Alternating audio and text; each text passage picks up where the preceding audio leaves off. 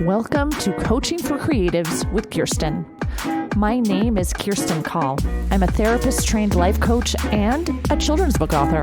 Together, we'll get the drama out of our lives and onto the page. Let's get started. You are listening to episode 78, Mixed Feelings. Today, I am 49 years old. I've got mixed feelings about this birthday. It feels important and it also feels irrelevant. I'm about to hit my mid-century mark, but I'm not quite 50 yet. I feel ancient, but I'm not venerable yet, right? I have 3 college kids and a married daughter, yet I've still got 3 kids at home, and I'm healthier than ever and full of energy and ideas. You get the picture. How many times do you find yourself answering the question, how do you feel with, I have mixed feelings about this? I just talked to a friend about how she's feeling grief and gratitude in the same breath. And as an introvert, I feel anxiety and excitement for book events almost every single time. We can love someone and still be angry with them at the same time, right? There are so many different feelings we can feel at the very same time and hold them at the same time.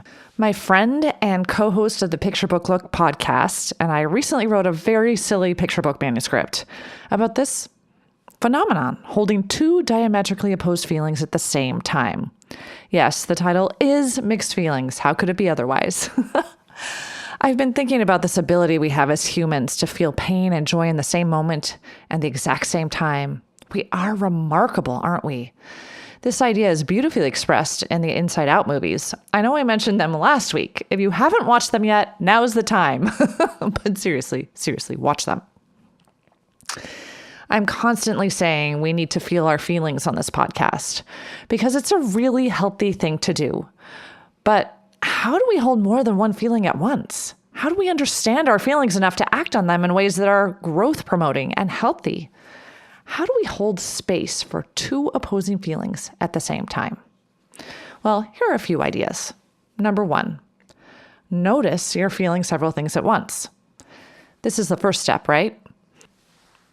I watched The Help for the second time today with a couple of my teenage kids. I had forgotten how powerful and moving this movie is. I also noticed I felt horrified and inspired at the same time. If you haven't read the book, The Help, please read it. It is so good.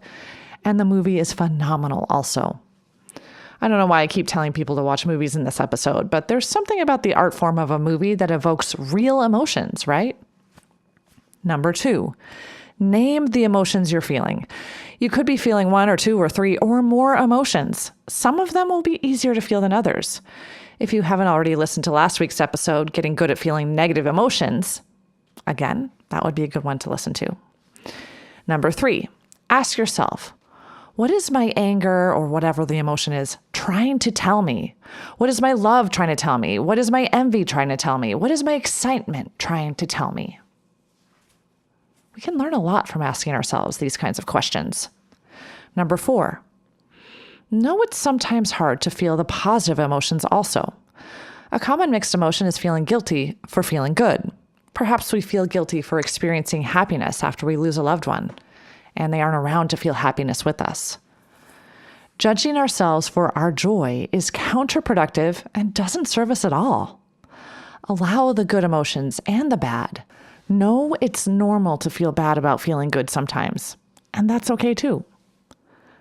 Number 5, remind yourself it's normal to feel mixed feelings.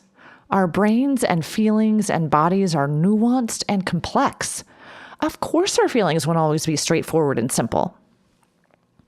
Number 6, talk to someone. You don't have to talk to people about your mixed emotions, but sometimes processing the emotions verbally is very helpful. So you can talk to a friend, a loved one, or even a professional if that feels best. Number 7, write about it. I always advocate for writing about our feelings and just for writing in general because I love words and I love writing. If you prefer to process your emotions without speaking to others about them, writing about them is a really good idea. You can write about the dichotomy of feelings you're experiencing. All emotions are meant to be felt, experienced, and expressed, even if they aren't expressed to actual people. You can express it on a piece of paper, in a journal, etc. Number 8, create something with those emotions. It can be a piece of art. It can be food. You can channel these emotions into your creative energy and see what happens. The possibilities are endless. So, as you feel your mixed emotions, embrace them. Remember last week? We need to feel all our feelings, even the uncomfortable ones, especially the uncomfortable ones, and also the really amazing and good ones. Anything we avoid or resist persists. So allow yourself to feel all the emotions, and I'll feel them with you. Happy 49th birthday to me. Until next time, keep smiling.